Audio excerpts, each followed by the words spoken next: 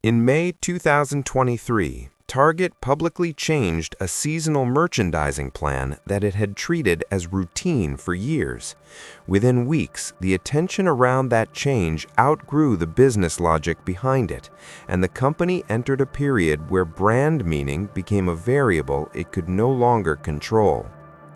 On May 24, 2023, Target said it was removing some items from its Pride Month assortment after it experienced threats impacting our team members' sense of safety and well-being while at work.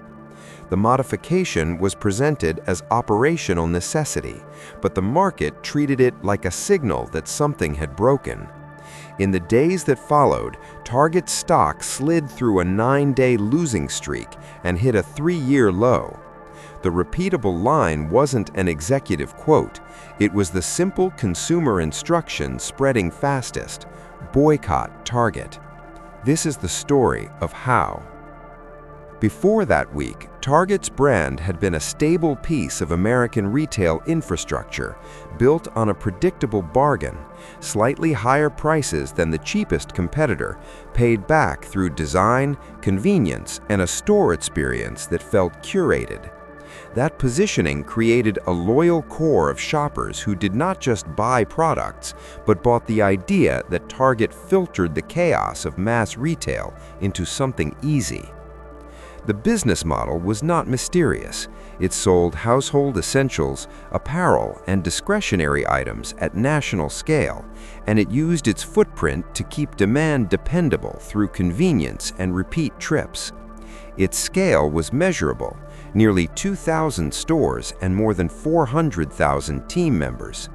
Even in a soft year, it still operated as a revenue machine, reporting total 2023 sales of $105,803 million. That size created the illusion of inevitability, the sense that controversy could flare and then fade, while the checkout lines stayed roughly the same. But the stability had been thinning before the attention shock arrived. Retail demand was shifting away from discretionary categories, and Target was more exposed than rivals because it leaned heavily into those categories as part of its identity. Executives and analysts were already talking about pressure on discretionary goods as consumers redirected budgets towards services such as travel, entertainment, and dining out. That meant the company needed traffic to stay high, because traffic protected margins, and margins protected investor patience. Inside that context, the decision to refresh seasonal merchandising did not look reckless, it looked rational. Target had offered Pride-related products for more than a decade, turning it into a repeatable retail calendar moment rather than a one-off statement. Seasonal collections worked when they created urgency, drove social visibility, and nudged shoppers to add impulse items to baskets that already contained essentials. The bet was that visibility could be converted into incremental demand without changing what Target meant to its core shopper. That was the attention bet. Target launched its annual Pride assortment in early May, and the range was large enough to function like a category moment, not a token display. Reporting at the time described a roughly 2,000-item range across apparel and other products. Internally, the logic was familiar to modern retail: seasonal storytelling, limited-run items, and a merchandising theme that could travel across store environments and digital shelves. The problem was not that attention arrived. The problem was that attention arrived in a form the company could not route back into commerce. The fracture moment came when online attention reframed the assortment as a referendum on the company itself, rather than a set of products on a shelf. Target did not control that reframing. It moved through short clips, selective images, and accelerated interpretations until the brand's identity became the product being reviewed. Part of the acceleration came from misinformation dynamics that thrive on visual retail moments. In November 2023, the Associated Press documented that social media posts had falsely claimed Target sold tuck-friendly swimsuits for children, while Target and its website indicated those labeled tuck-friendly were offered only in adult sizing. The AP also noted how specific posts and videos gained measurable engagement, including a Twitter post that drew more than 4,000 likes and an Instagram video with more than 100,000 likes, as of the AP's reporting. Those were not demand metrics, they were attention metrics, and they demonstrated the new problem: the brand had become a unit of shareable content. In the physical stores, the attention showed up as confrontation and disruption, and Target's response made the identity mismatch visible to both sides at once. Reuters reported that Target said it had encountered threats affecting team members' feelings of safety and well-being, and that it would modify plans, including removing items that had been at the center of the most significant confrontational behavior. Target also confirmed it was pulling some Pride collection items after threats to employees, according to CNBC's reporting on the company's statement. Axios reported that Target said it had received threats since introducing the collection, and that it was making modifications, including removing items tied to confrontational behavior and relocating displays in some locations. At that point, attention increased while trust weakened. The attention did not simply criticize an item, it recategorized Target in the public mind. When a retailer known for soft, friendly curation is suddenly framed as a battleground brand, the reassessment happens quickly, because the shopper's relationship with a mass retailer is built on low-friction comfort. The same store that once represented an easy errand begins to feel like a choice with consequences, and that alone can reduce trips. Then the numbers delivered the verdict. In late May 2023, reporting tied the controversy to a rapid erosion in market value over a short window. NDTV reported that Target lost about $10 billion in market valuation in 10 days amid the controversy. Around the same period, Fox Business cited Dow Jones Market Data Group in reporting that shares had dropped more than 12.6% over roughly a week, amounting to about $9.3 billion in market value. By mid-June, Fox Business also reported that Target's market cap had fallen over $15.7 billion, citing Dow Jones Market Data Group's tracking of market value before the displays made national news.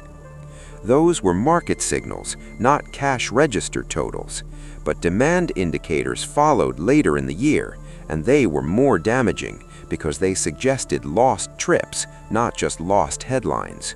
In August 2023, CNN reported that Target's quarterly sales fell for the first time in 6 years, with comparable sales at locations open at least a year down 5.4% and online sales down 10.5% for the quarter. CNN also reported that foot traffic in Target stores fell 4.8% in that quarter. On the earnings call, Target's CFO Michael Fiddelke said traffic and top-line trends were affected by the reaction to our Pride assortment, while also saying it was not possible to reliably quantify the separate impact. That separation mattered because it captured the gut punch. Attention could be counted in likes, views, and mentions. Demand was counted in trips, comparable sales, and the percentage change in online orders. The business expected seasonal attention to lift baskets. Instead, the attention became a drag on traffic. At the same time, discretionary spending was already weakening. Leadership's response in public stayed framed as safety and operational stability.